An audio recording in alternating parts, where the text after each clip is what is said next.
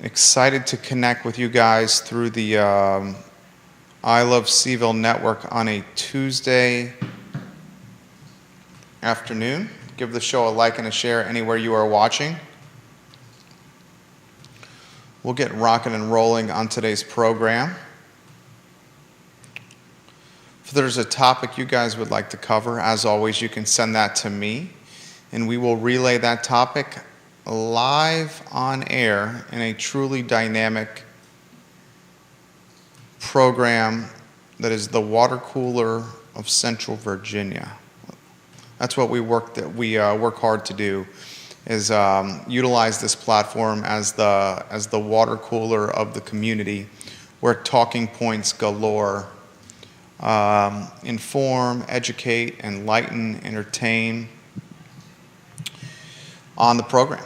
So give it a like, give it a share. Alex Erpy will join us in about 18 minutes on the show. We'll have some fun with the CEO of Emergent Financial Services today. Judah Wickhauer is our director. Excited to catch up with Judah on today's show, as we are on most days. Chilly outside. This weird transitional weather period for the community. All right, J-Dubs, we can rock and roll when you're ready.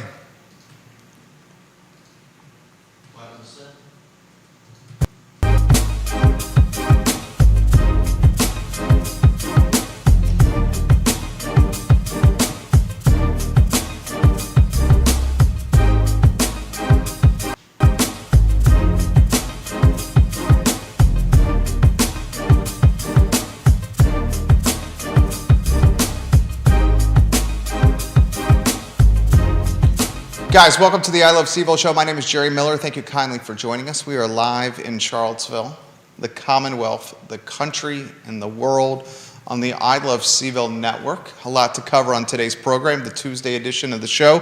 Kihei Clark returning for another year at the University of Virginia. Kihei Clark, a national champion, all-ACC performer, and soon to be a super senior with Tony Bennett's bunch. We found that as some very compelling and positive news.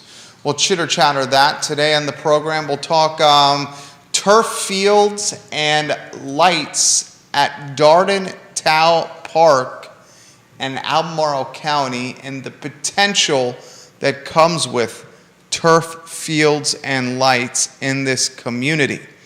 City Council, Charlottesville, back to in-person meetings, albeit in a very limited capacity. We love government in an in-person setting. And we got a glimpse of local government face-to-face for the first time since the pandemic struck our community. We'll talk those topics and more on the program. Alex Erpy will join us on the show in about 15 minutes today.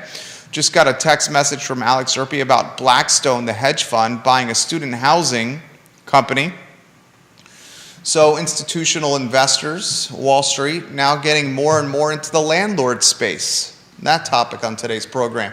Give the show a like and a share anywhere you are watching. Hit the like button and share the show and spread the gospel. We work hard for you. The only thing we ask in return is engagement, sharing of the show, and letting folks know about what we do here on the I Love CVille network. We'll thank Skooma Boutique Dispensary for being a part of the show. The best dispensary in Charlottesville is Skooma Boutique Dispensary. Skooma Boutique Dispensary, with its first location on the downtown mall next to Rapture Restaurant, and a new location opening tomorrow on April 20th, 420 on Ellwood Avenue on the UVA corner. Judah Wickhauer is our director. Judah, if we can put on screen how our viewers and listeners can win free coffee for a year from Greenberry's Coffee. The URL is enter.greenberries.com, enter.greenberries.com. Go to that website, enter.greenberries.com. Put in your email address, and you will be in the running for free coffee for a year from Sean and Roxanne Simmons of Greenberry's Coffee, the longest running coffee roaster in Central Virginia, and Charlottesville's Greenberry's Coffee. Neil Williamson, Free Enterprise Forum. Welcome to the program. We love you, Neil Williamson. I don't often lead with sports, but today I will. Kihei Clark soon to be a super senior here in Charlottesville and on grounds at the University of Virginia. We have first years, we have second years, we have third years, we have fourth years. But what's the year after the fourth year from a sporting standpoint?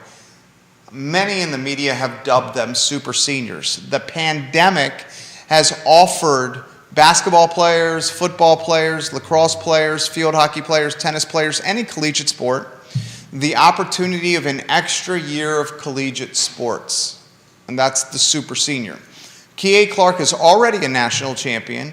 Kihei Clark is already an all-ACC performer.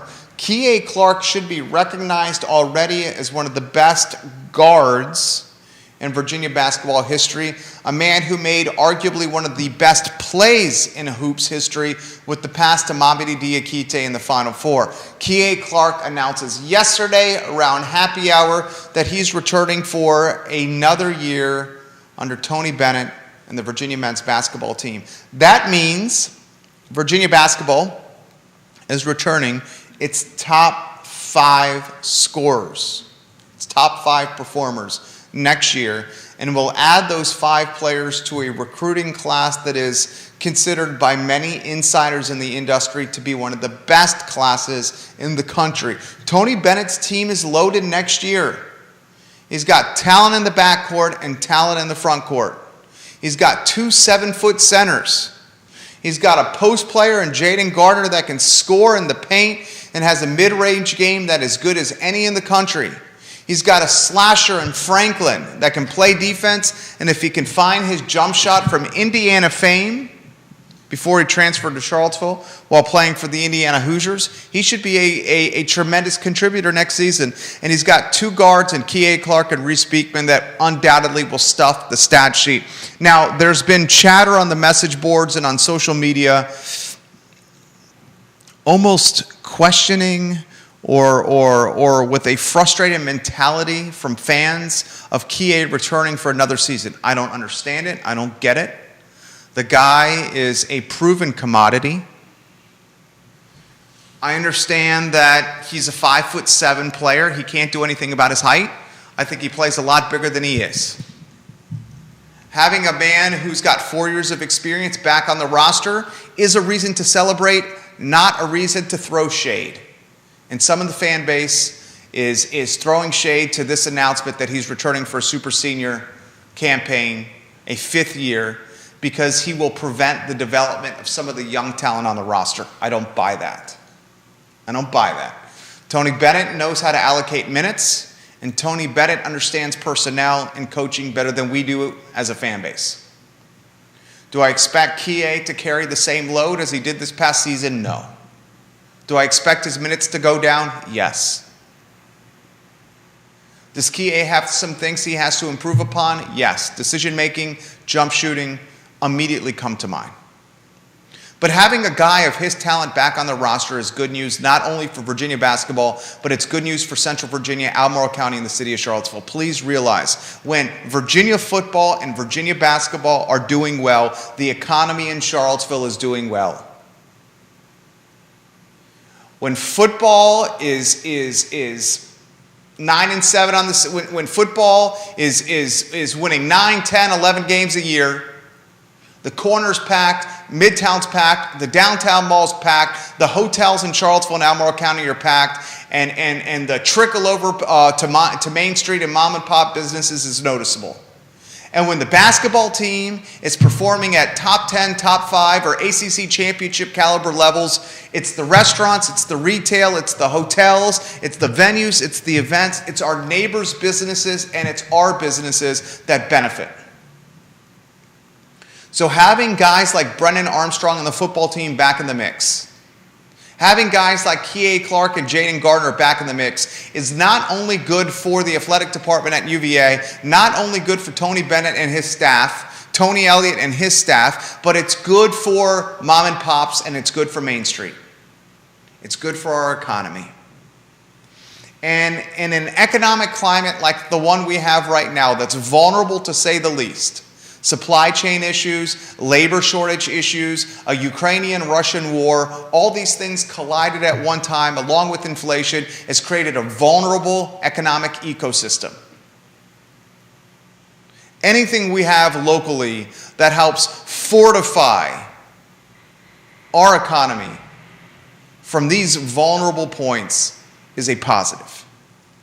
And having a guy like Kie back in the mix makes this basketball team better. It makes it better. It's news we should celebrate. Please don't look at it from slowing development of other players because he's taken minutes from them. Instead, look at it as practice being as competitive as it could be. Please look at it as Tony Bennett and his staff having more opportunities on a roster to play players during games, a deeper bench, a deeper roster, seasoned talent. And please look at it as tickets and butts in the seats at Scott Stadium and John Paul Jones Arena. And when you get butts in the seats at those two sports specifically, football and men's basketball, the local economy benefits. And when the local economy benefits, our neighbors, our family benefit. Next topic I want to cover on this program, 7 minutes to Alex Erpy here on the I Love CVille show.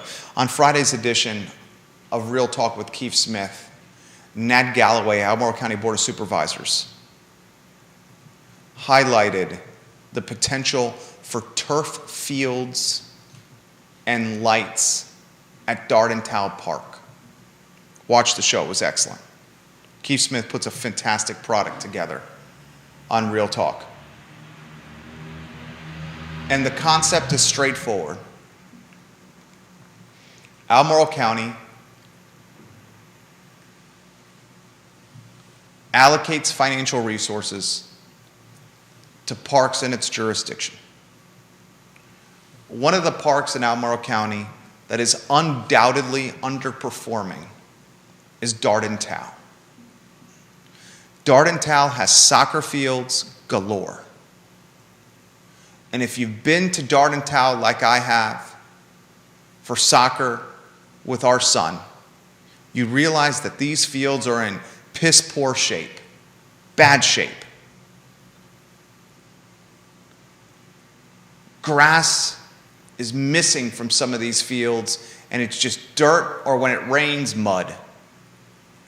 Albemarle County, its government realizes this. And they also realize that this park, Dardental, is one of the most used parks from a junior or youth level sports standpoint. On Friday's edition of Real Talk, Ned Galloway, Albemarle County Board of Supervisors, Rio District, highlighted the damaged nature of Dardental Park. He also discussed the potential for turf fields at Dardental Park.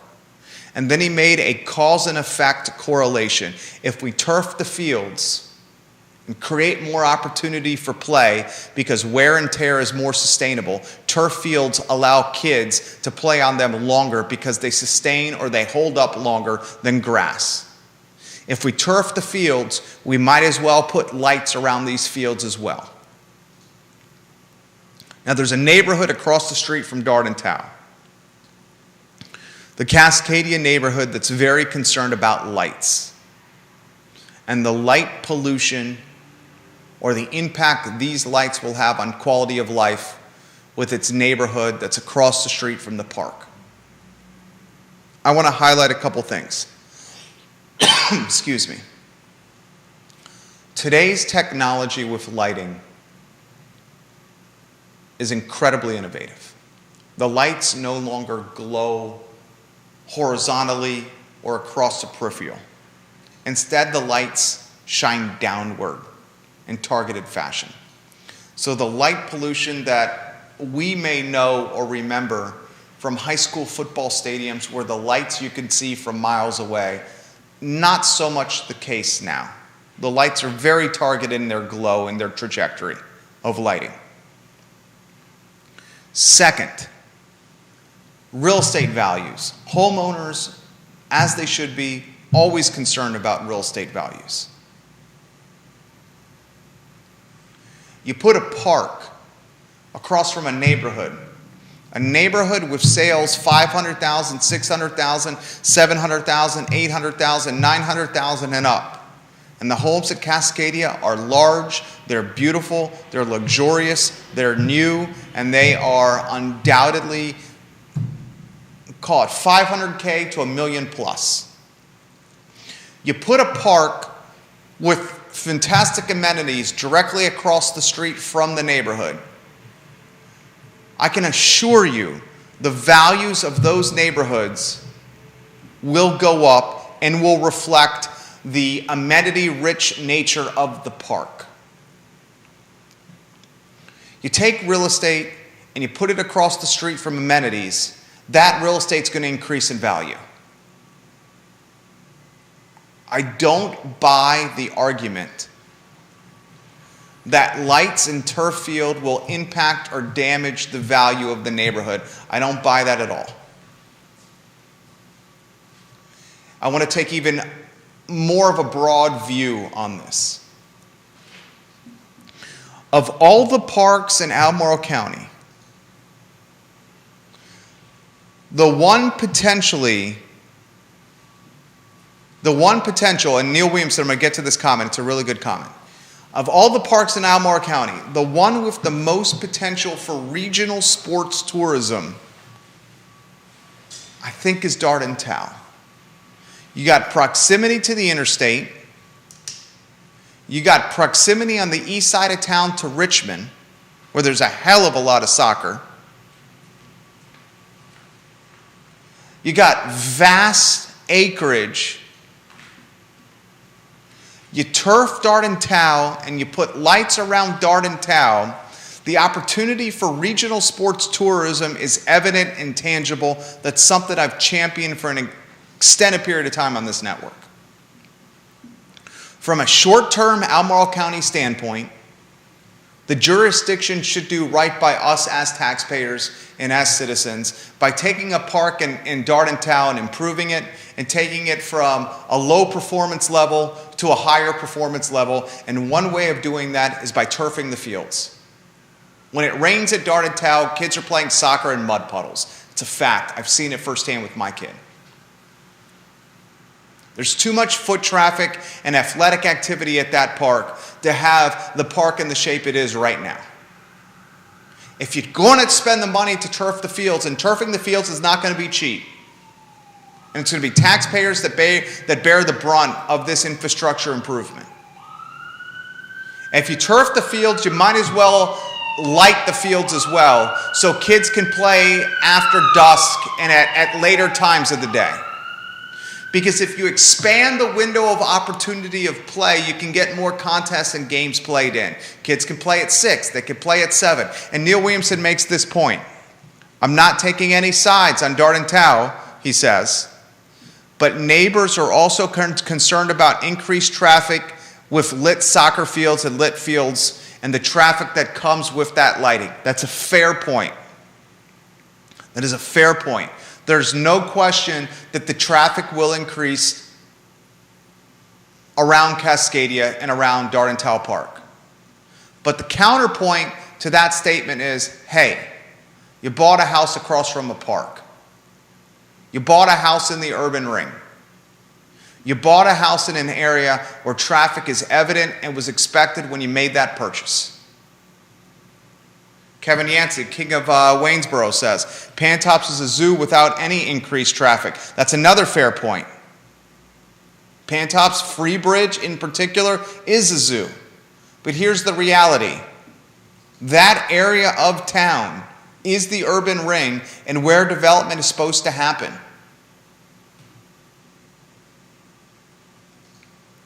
I was having this conversation yesterday with Judah Wickower, respected member of the team, 10-year colleague, all-around smart guy and A-plus thinker. That's you, J-Dubs. Do you have the 2-shot? Say hello to everybody.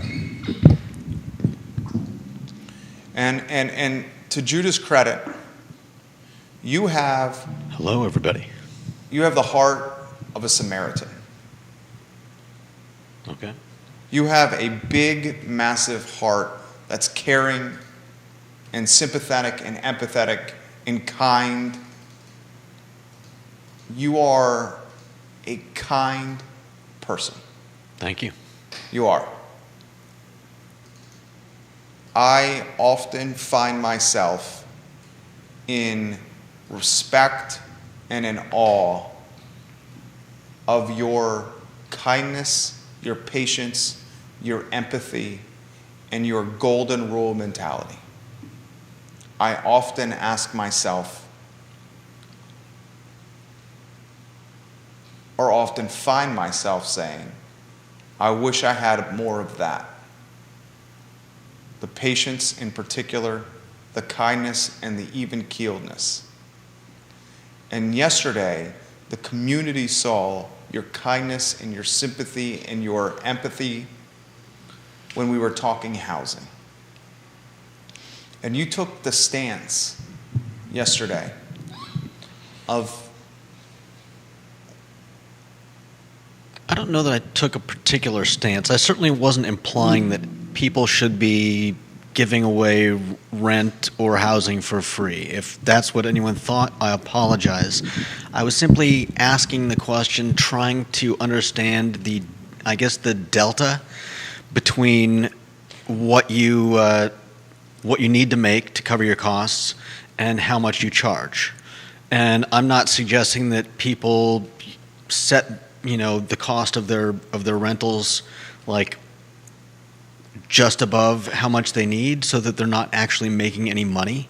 They're just paying their costs. That's not what I was suggesting. I'm sure that there is a sizable delta between what would cover your costs and what you're actually renting it for. And my question was just more of an exploratory,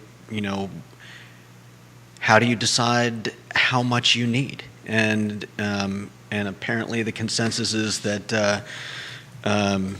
that whatever the market tells you that you have to charge, that's what you charge. well, I went back and watched the show again. And one of the things that makes our team great is we're two very different people. And when we position our skill sets in complementary fashion and working together, pretty dynamite and dynamic team. And we've proven that over a decade here. Right? Yep. And when I went back and watched the show, you saw that inherent difference, the yin and yang. Where I was offering the housing perspective very much from a free market mentality. Very much. And I understand that mentality, and I understand, that these are investments, and they're not, people don't buy rental properties to house people for,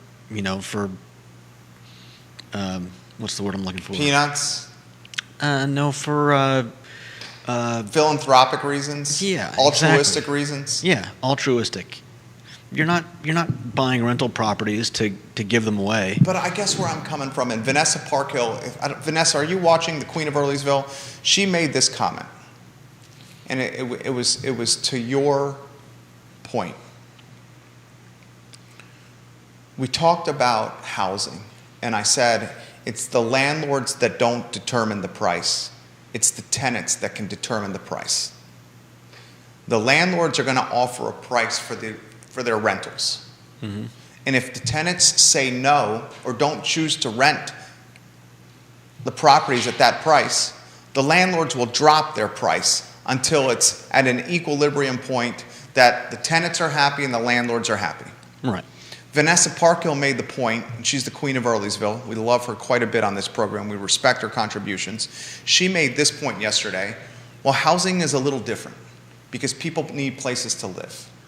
I was comparing the housing to used cars, cheeseburgers, and I said, if the restaurants charge $20 for a cheeseburger and the customer continues to pay the $20 for the cheeseburger, that becomes the price. The customer can say, no, I'm not going to buy the cheeseburger at that price, and the restaurant will lower it. I said the point with the used cars. If it's $50,000 for a new car and people are buying them, then that's the price. Mm-hmm. Vanessa said, people need a place to live. Housing is different than cheeseburgers and even vehicles because people need a place to live. They can't be homeless. So she said that maybe, this is what she implied, she alluded that, yes, the customers or the marketplace determine the pricing and not the landlords themselves, but the landlords have a little bit more leverage than the cheeseburger comparison because the folks need a place to sleep, to get out of inclement weather, to have safety and shelter for their kids. Where the cheeseburger at Citizen or Jack Brown's or the Whiskey Jar or Hamilton's or Dairy Market could be more of a luxury item. You don't have to eat out. You don't have to eat out. And it's a fair point. And I think yesterday we saw with you your lens of the world that came from more of an empathetic and kind and good-hearted scope. Again, I wasn't advocating for people to not make money on their rental purchases. I know you weren't. I respected your take. My take was more from a school of hard knocks, free market, small business capitalistic scope. And I believe in the free market. I know as you well. do. Somewhere there's common ground. Yeah. Somewhere in the middle of that Venn diagram Mm-hmm. between our two takes. Right. Neither is wrong. But somewhere in the middle is probably the best spot. And I bring this up in comparison or in relation to Dardentow Park and this park that's underperforming currently. How does a park?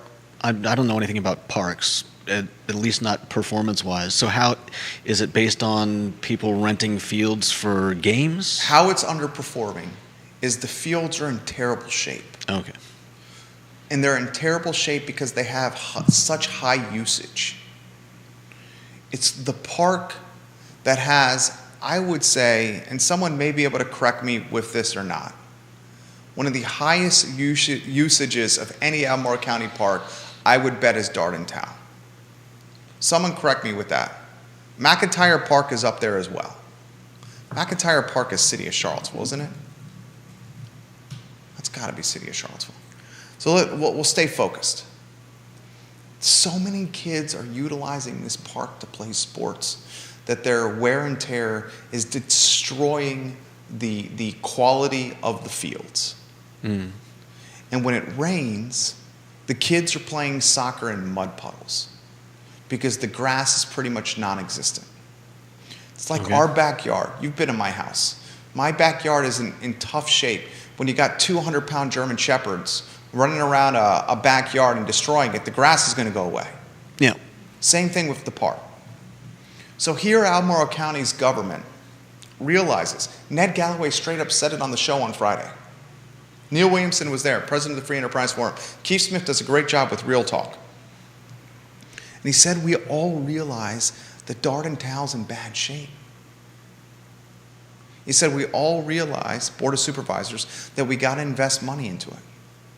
We all realize that because of the traffic at Dardentow, that grass is probably not the best approach because it cannot withstand the wear and tear.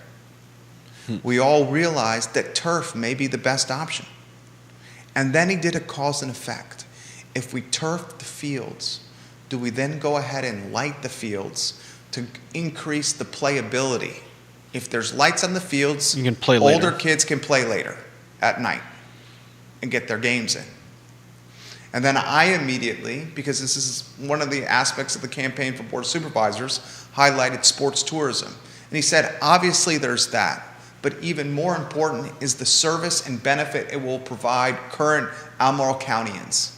To Supervisor Galloway's credit, he was concerned about citizens today and not the incremental revenue that could come tomorrow. Concerned about citizens today first. He realized the advantage that comes with the incremental revenue down the road, but he was concerned about citizens today, and I respect that. The naysayers, neighborhoods around it, are throwing, pun intended, shade at lights on turf fields because of quality of life impact. It's essentially the NIMBY, not in my backyard mentality. And this NIMBY mentality is not necessarily about increased housing density around the neighborhood. This particular case, the NIMBY mentality, is about increased traffic associated with improving amenities at the park and the traffic that comes with those improved turf fields and lights and more games being hosted at the park. It sounds like there's already a lot of traffic at the park. There's are they a ton worried of traffic there. There being more traffic? Are they worried about light pollution if the the field lights are on? You know, I can't imagine they would keep them on past 9 or 10, but that still might be a concern for some people. Is that what we're talking about? Yeah, and you're right about the time stamp. It's generally like 9 o'clock, 8, 9, 10 o'clock where the lights go off.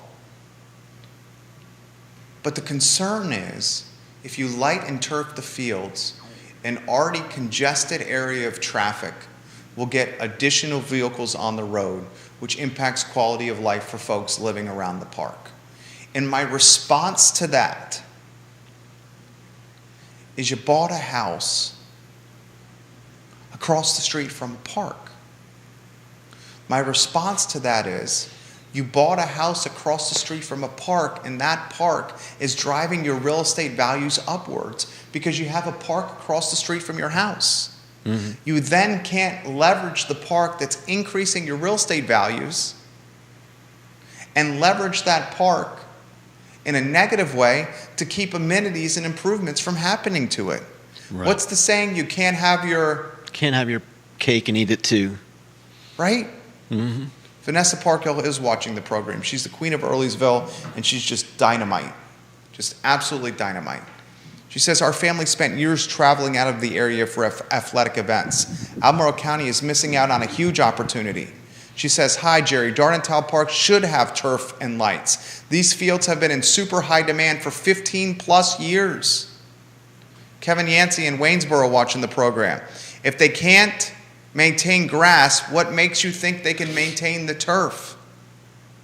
Turf is way easier to maintain than grass, Kevin. Way easier. He says Albemarle County and Charlottesville essentially killed a cash cow by underfunding Parks and Rec and redesigning and or closing ball fields. From the 60s through the 80s, Charlottesville was a destination for slow pitch softball. Memorial Day through Labor Day, you could not find a hotel room within 75 miles of Charlottesville because of these slow pitch softball games. I think it's important for us to understand the situation we're in. We are so under rooftopped in this community that pricing for housing is getting obscenely and uncontrollably expensive. And I've found a disturbing shift in mentality. Now parents and grandparents are almost becoming okay with their children and grandchildren not being able to afford to purchase a home in their respective communities. That is concerning, that parents and grandparents are now shrugging their shoulders and saying, heck, hell, shucks. My kids are out of luck. My grandkids are out of luck. It's almost, is apathy. Apathetic. Apathetic. Apathy is a terrifying emotion. Because when you're apathetic, I would much rather anger be present than apathy. Because apathy is a sign of giving up.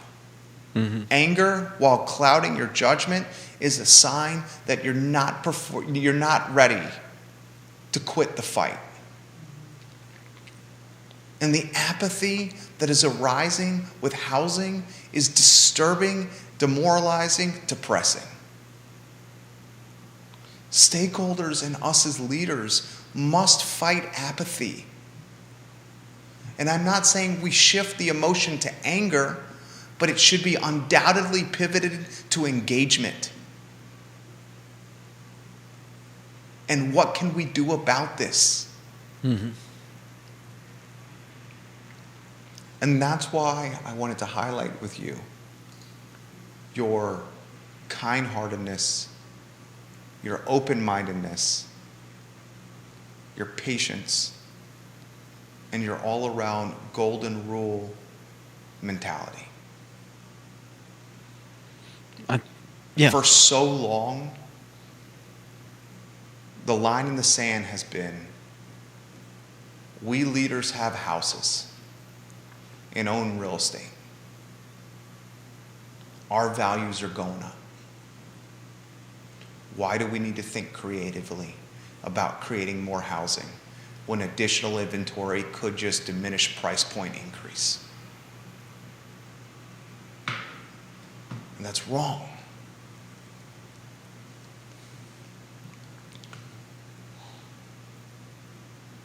Questions, comments coming in. Vanessa's got a son in Lee Parkhill who was a dynamite football player and all-around athlete.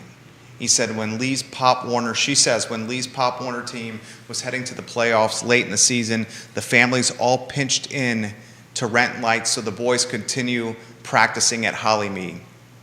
Also, local businesses agreed to pitch in to offset the light rental costs. That's the kind of community I want to live in. Woody Fitchman says this, an appraiser of tremendous proportions, the founder of Finchman and Associates. It's a greater good issue. The community needs the park and expanded usage of lights, and expanded usage of parks. Licensed U.S. youth soccer coach here, Woody is, turf is a better answer. If you need an appraiser, Woody Fitchman is a great choice for you. We have to shift the mentality of apathy with housing to a mentality and emotion of engagement, creativity, open-mindedness, and what can we do about our children to get a slice of the dream that has built us wealth. If we don't change it, our kids, millennials and younger, have got a very slim chance of living in the communities they have called home for so long.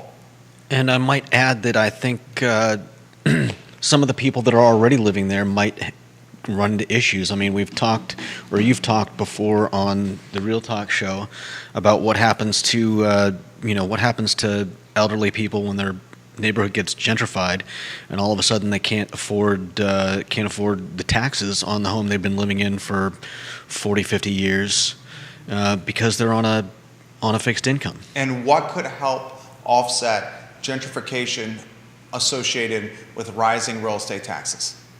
What helps offset that? Tax rebates? I don't know. That helps. Another answer would be additional rooftops that create more revenue for the jurisdiction. And if the jurisdiction has more revenue coming from additional newly constructed rooftops by expanding the developmental area, that additional revenue goes to the jurisdictional coffers. And if the jurisdictional coffers have additional revenue, then they can alleviate the burden on current homeowners because they have other sources of income. Hopefully. That's no guarantee that jurisdictions would. We're talking about tax assessments, right? We're talking about assessments, and we're talking about real estate tax rates. Yeah. And if you have additional rooftops and people living in them, you also have more revenue associated with personal property taxes, vehicles, boats, motorcycles, trucks, cars. Yeah. So I mean, it is to be hoped that that if that were the case, then assessments and all the other things, all of that would come down and make things more affordable. But it's certainly no guarantee. We know what jurisdictions do once they have a certain amount of money. They're loath to give it up. It's a good topic to consider. Let's get Alex Erpy, the Antonio Banderas of finance, in the house. Alex Erpy is in the green room right now. He was fantastic on Real Talk this morning. I think he got a little, did you get a little lunch in between the episodes? Yep. Sombreros? I went Marco and Luca today. Oh, Marco and Luca. Marco, a little hot and sour. The man loves Little dumplings. soup. I do love my dumplings, and I love my hot and sour soup on a chilly day. Our friend, Alex Erpy, is the co-star of Today y Mañana. Alex at Xavier, 2 of the 4 principles of Emergent Financial Services. Find them online, emergentfinancialservices.com. So much I want to cover here. The headline comes out that a hedge fund, Blackstone, my wife used to work for Blackstone. Somehow I was able to charm her down here to Charlottesville from a hedge fund gig. Blackstone is That's a betting. great achievement in and of itself. She occasionally reminds me this, and the trajectory she was at. And now she's a fantastic behind-the-scenes guiding light with our businesses. Blackstone, this is the headline. Blackstone, the hedge fund, adds student housing to its portfolio with a $13 billion deal. Yep. 12.8 to be exact. I'll read the first few paragraphs and then get your take. Blackstone Inc. is betting big on U.S. property with the deal to buy student housing operator American Campus Communities Inc. for $12.8 billion. The all-cash transaction is the largest student housing deal by the Blackstone Real Estate Income Trust. It's a REIT.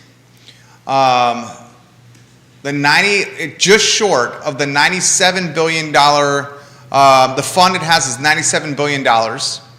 So $12.8 billion out of $97 billion doesn't really put a huge dent into what they're working with. Blackstone last year invested $784 million in a joint venture with Landmark Properties.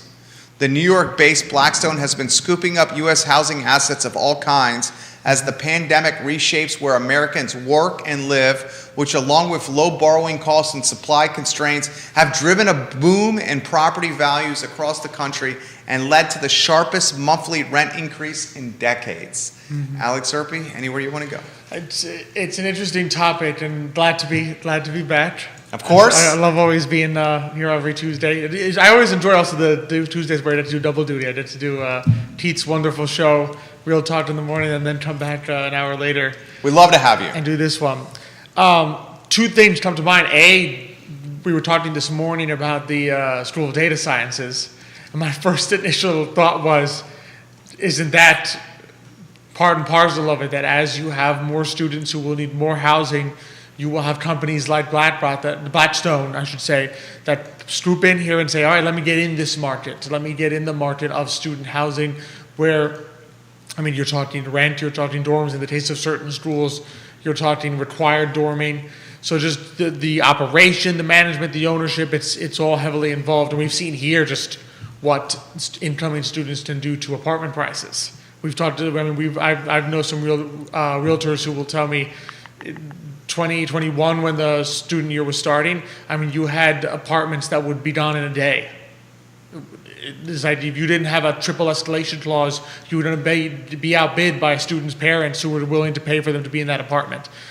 Second thought is, this is, of course, the risk of the high prices that we're seeing in housing and the high interest rates pricing out people who cannot compete with the all-cash offer. So the major firms with tons of money in their pocket that can come in and put an all-cash offer on homes with the idea of then turning around and renting them, because they have such a long time horizon that they can outcompete people and basically continue to just rake in the cash flow as rents go up. So it's a lot about the environment that I think we are seeing and the risk of people who want to be in homes not being able to. I mean, it's hard enough, as we were talking this morning, for millennials to compete with downsizing baby boomers. Now millennials are competing with downsizing baby boomers and Blackstone, who can afford a $13 billion all-cash offers. It is. I'm going to throw it back to you. I'm going to read one more paragraph. American Campus is the nation's largest owner, manager, and developer of high-quality student housing communities. It owned 166 student housing properties with about 111,900 beds as of December 31, 2021. And if you look at the American Campus website, it is americancampus.com. Let me confirm that here. You see on the homepage of americancampus.com, if you scroll down, you will see that they have positions in Virginia, in the Commonwealth. So institutional investing, I mean, Blackstone is arguably the most influential hedge fund in the world.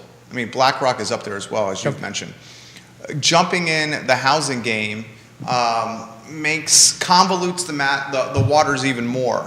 Other perspective you want to offer here? And it's a signal, I think, because we'll often have people who will then come to us and say, is this a problem? Is this some kind of unethical dealing and things like that? And my point is always, this is a signal, right? If the housing market is in equilibrium, then there's not too much. Let's face it, a firm like Blackstone gets into this because they're seeing a difference between what they can afford and where the potential is. They're seeing arbitrage opportunities.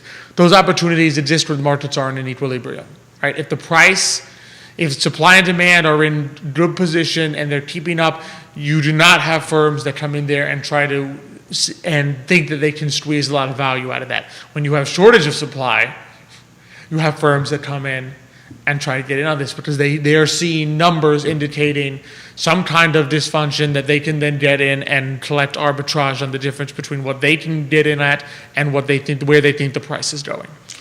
Alex Erpy, guys, CEO of Emergent Financial Services. This concerns me. Why this concerns me is Charlottesville and Albemarle County are protected and insulated markets thanks to the university. Why this also concerns me is something that I've been trying to highlight is this data science school, which is going to have incredibly positive impacts for this community. We're going to have one of the best schools ever in this community. Best data science schools in the world on Ivy Road. We also know that there's going to be a ton of businesses and companies that are setting up shop here to poach the talent and then to take that talent and position it in six-figure jobs here locally, which is going to further cannibalize the housing stock locally. That's why I've said on the show, we talked about it this morning, that I think the worst is still yet to come from an inventory standpoint and from an affordability standpoint. Your thoughts on any of these topics? Yes, I mean, I definitely agree on the concept of the inventory standpoint, the affordability standpoint. The one positive, obviously, is firms here, hiring people here is much more beneficial to Charlottesville in terms of the local economy and the rest of us benefiting in the upswing of growth than some of what we've seen pandemic era of firms located in Northern Virginia, their people living here and working remotely. So in other words, someone living here working remotely for a company in Northern Virginia is their company, the economic growth being generated by that is all the way in Northern Virginia, it's somewhere else. That company is going to be inclined to put money back in their own community wherever that's located. A firm here, if this data science school spurs firms to come here in Virginia and hire local people and not bring in people from outside, I think that's a much more positive economic growth picture that might help. In other words, if that can push up salaries and wages for people already living here to be then able to afford more housing, I think that can be a more beneficial kind of economic growth than the person coming in being paid by a firm outside of town. So I think on the flip side, I think that's a more promising prospect than some of what we've been seeing in the last year or so. We hope that it's in-house talent, that's the hope. In-house hires, in-market hires that happen, as opposed to folks from out of market. Three-shot, we're on the three-shot. Jude, I see the wheels turning, something that's on the brain. Not necessarily. I think that, I don't know. I think there's a solution somewhere around here that's between, one extreme and the other, and that's usually where the best answer lies. It's just a matter of working it out, and that's the hard thing because you've got government and you've got individuals, and their interests aren't always aligned, and their belief systems aren't always aligned. We often have, you know, we've got a bunch of capitalists, and that's, we don't think of that as a bad thing, but some people do, and sometimes you get such a gap in beliefs that it's hard to come to a compromise.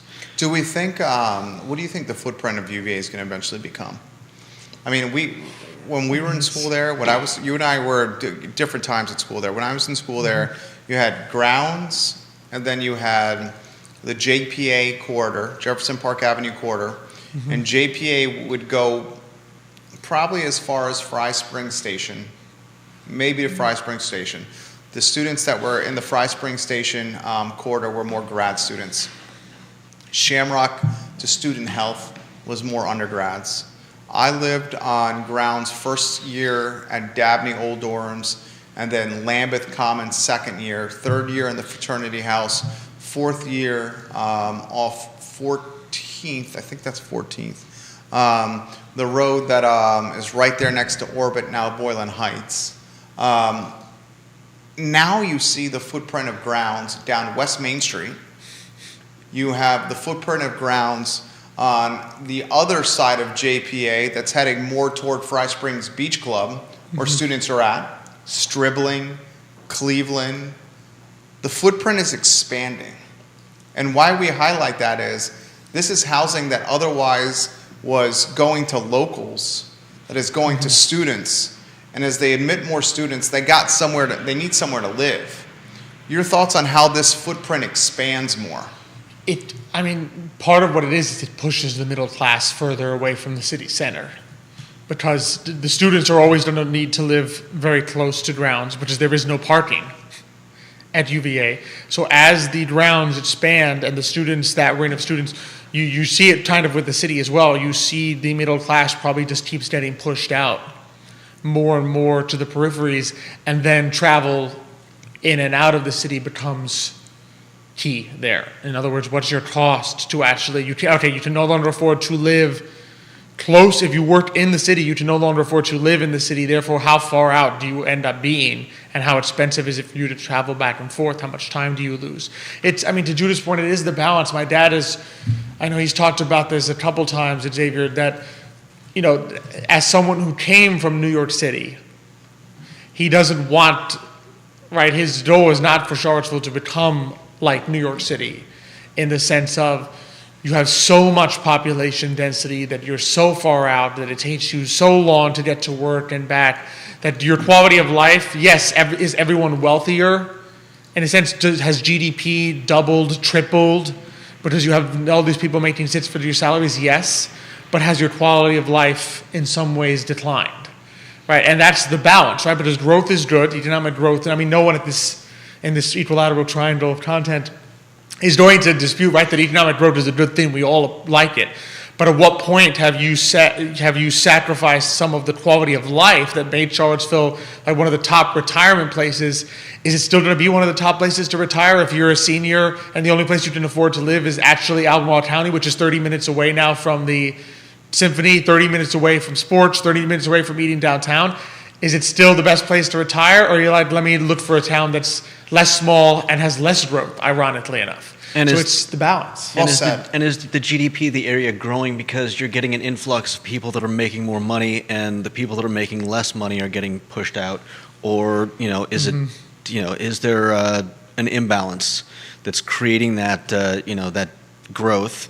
And yeah, it looks like the area is doing well, but it just means that more cops and more, restaurant workers and more, janitors, nurses, teachers are having to go find places in Green and, wherever else that they can actually afford to live.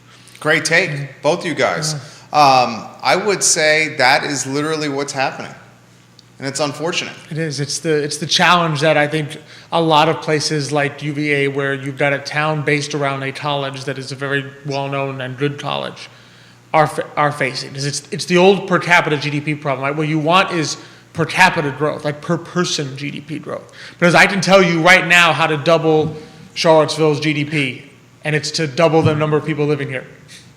But everybody living here will be making the exact same amount of dollars that they're currently making, so no one living here will be better off, but the GDP looks like it's doubled.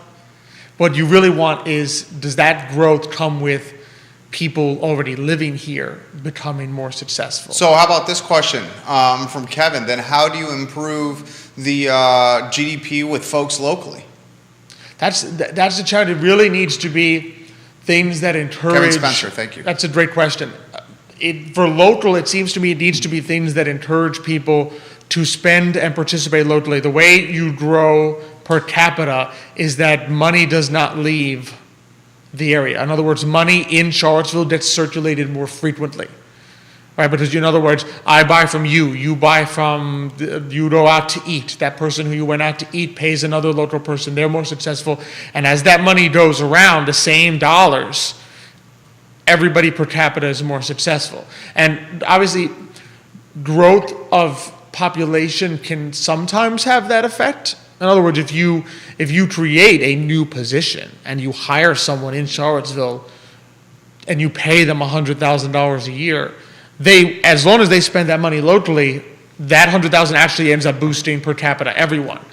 But if you bring in a bunch of people and pay them $100,000, right, and you bring in so many that the expense of everything rises, you're losing some of that benefit of their increased spending power. So it's all about, like you just said, finding that balance.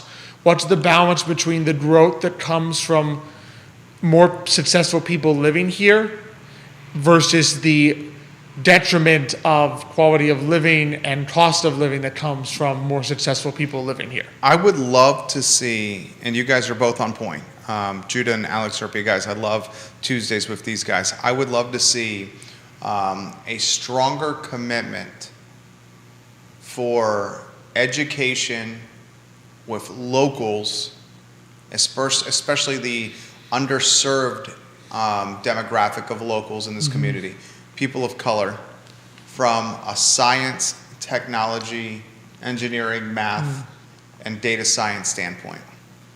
We all see the future of vertical revenue earnings is tied to data science, math, coding, engineering, technology, science. We need, and Michael Buchensky mentioned this in a show last week, Dr. Wes Bellamy is doing a good job of this. We need either an individual, a group of individuals, a nonprofit, or maybe it's like an offshoot of the university of somehow that has a educational infrastructure system in place for locals, for kids, the next generation of workers, to gain the STEM knowledge that it needs to fill these jobs that are opening with companies cherry-picking talent from UVA. We also could benefit from a stronger commitment to the trades. That's what I was going to add to that. Electrical, plumbing. The things that cannot be replaced Cannot be replaced by technology. Technology. By Nobody's going to pay a robot to go in and do the plumbing in their kitchen. And the plumbers and the electricians are paid bank. So maybe the commitment is done by stake leaders in the community, and it's either funded by government or by UVA, or a group of deep-pocketed individuals creates it. Maybe it's a nonprofit. And they create 2 educational ecosystems. One of them for trades, plumbing, electrician, carpenter, brick mason, sorely needed. And another one for science, technology, engineering, math, coding. Thoughts on this? Judah, something you want to add to this? Alex, you want to go first? Sure. I mean, in reality, that's your best, from a total economic standpoint, that's your best scenario. In other words, the person who grew up in Charlottesville, goes to school here, goes to UVA here, gets the 6-figure job, that's your best thing. Your population has not increased at all, right? So no additional services needed, no increased cost, but you now have a more successful person in Charlottesville who is now, obviously that money is now helping other businesses grow. To Judah's point of different interest, right? Who's really the one person, sadly enough, who's the one person that does not make more money if the local kid stays here and goes to college here? If the local kid goes to college here and stays here, Yeah, who's the one person that loses out versus someone from out of state coming here and going to college here? well, the out-of-state person. UVA, Why do you say that? because they charge double for out of state tuition than they do in state. So that's why you're seeing So- UVA admitting more and more out-of-state students. That's why isn't there like a cap of like 1/3? At least when I was going there, I think it was a cap. That's There what it was is. a cap of in-state students. That's a good take. Judah, what's on your mind over there? Oh, well, in terms of getting kids into those, I guess those columns, separating them into, the STEM kids and the K-Tech kids. I mean, I'm not sure how that works around here because I don't know much about how the schools do those things. I remember that in Maine when I was in high school, they gave opportunities to kids to, for instance, I don't know if it started in the junior year, but kids had the opportunity to go to basically the Southern Maine version of K-Tech. So if your kid is not, your kid doesn't need to take advanced chemistry or, advanced AP Calculus. yeah, that kind of stuff. They can go and they can spend half the day at K-Tech and learn a skill that they're good at and want to learn. And maybe in a similar vein, the kids that are aimed at STEM, they can skip out on some of the stuff that they don't need in high school, and find a program. Maybe there's a program somewhere that gets them that STEM learning and prepares them for college, so that they are set up when they leave high school to start doing, whether it's finishing with a few years at K-Tech or whether it's continuing in STEM learning somewhere. Let's get them prepped for that. And I don't think we've ever talked about anything like this, but high school is so full of stuff that you don't need. Like, do you ever learn how to do your taxes? Yeah, we've talked about that. That would be really Personal useful. finance. Do you ever, what do you learn? You learn a bunch of stuff that's kind of standardized for every single student, and we all know that not every single student is the same. So, setting them on the same path of learning seems short-sighted. Good take. 30% out of state, 70% Virginia residents. You're on point there. So the cap is 2/3, yeah. Yeah, 70% in-state, 30% out-of-state enrollment at the University of Virginia. Oh man, such a predicament. That headline that you said about Blackstone getting the student housing was so in line with what we were talking about today. At the moment I saw it, I said, this is exactly what we were talking about here. And it's part of it will come down, I think, eventually also to us as people in a cultural perspective, is that how many of us taught. I read one time an interesting blogger. There was a blogger who said he taught all the time about trade schools. Don't be afraid. No, not every kid needs to go to a 4-year college to get a liberal arts degree. And then he said when his own son came to him and told him he wanted to go into the basically a mechanic business, he said he vacillated. It was like it took him a while to actually support it. And how many of us talked it? But then if our child, but have we internally bought into the 4-year college that if our own son came to us and said, hey dad, I want to be an electrician, would we balk at it and say, no wait, go to a 4-year college first and then decide? Like, would we balk? And every time we do that, we kind of buy into that mentality of degrading the trades, which pushes a lot of kids who should be in trades into a 4-year liberal arts degree that they come out with a lot of student debt, cannot afford to live in Charlottesville because they're either working for a nonprofit or they're doing some kind of liberal arts work that does not pay enough to live here. And suddenly, like you said, the saddest thing is people that were born here and lived here that end up moving out, and you lose that kind of generational connection that builds an actual community. So instead of an actual Charlottesville community, what you have is just a bunch of people who are only tied Transplants. together If all we're tied together by is economics, we're finished. We need to be tied together by more than just that. Alex Erpy, love this man. Thursday, 10:15 today, Manana. What do you got, my friend? So we're going to have on Levi and Thomas from Streamline Plumbing, two great young... Perfect. Exactly. Talked about technical tools. I think both these guys are under 25, started their own company.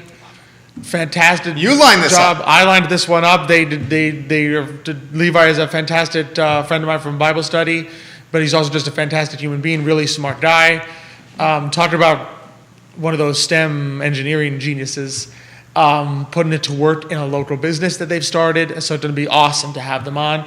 And then we're going to have on David Deaton from David Deaton Consulting, so another entrepreneur here in the community, does a lot of work. I know he's done work helping people, CIC classes, teaching, sharing his knowledge on cash flows, how to run a business, things like that. So it'll be fantastic to have two sets of entrepreneurs on the show. Thursdays, 10:15 a.m. Today, Manana. You got the guest there, J-Dubs, for Thursday's show. There you go. I don't even have I'll to still expect an email.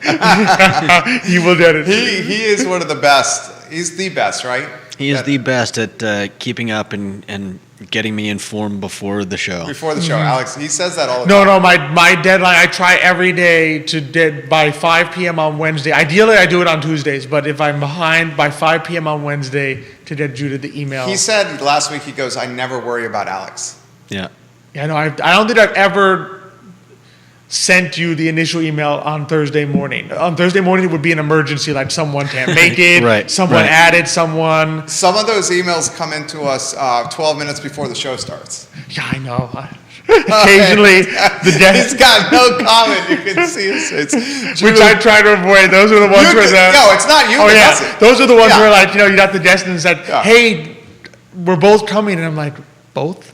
Yeah. Yeah. Where'd the second person come It's from? not you. It's not you. Yeah. He is. This morning I'm checking my email and it says the Erpies. And I'm like, let's see, there's 4 of them. I'm pretty sure not all 4 of them are coming on the show. So you made the right call. maybe I should send a text. And is it these 3? Or, I know that we've had these 3 before, but You made the right call. no sense assuming. Alex Erpy, guys, the CEO of Emergent Financial Services. He's the co-star of Today Manana, airs Thursdays at 10:15 a.m. on the I Love CVille network with Xavier Erpy as well. Judah Wickower is A+ people. He's our director and contributor to our shows, most notably on our Tuesday shows. Gentlemen, job well done, bravo. Well done. We appreciate you guys. That's a wrap for the I Love CVille show on a Tuesday. We're back tomorrow at 10:15 a.m. with Scott Morris and Christy Beck on Real I'm Talk tuning with into Chris that Smith. one. As a millennial potential future home buyer, I'm tuning into that show. That's a good one. Christy is killing it right now on the Maggie Gunnels team. Thank you kindly for joining us. You guys have a good afternoon. Take care. Bravo, Alex. Excellent show, guys. I was listening, even the part I was listening to in the dream room. Excellent. Awesome.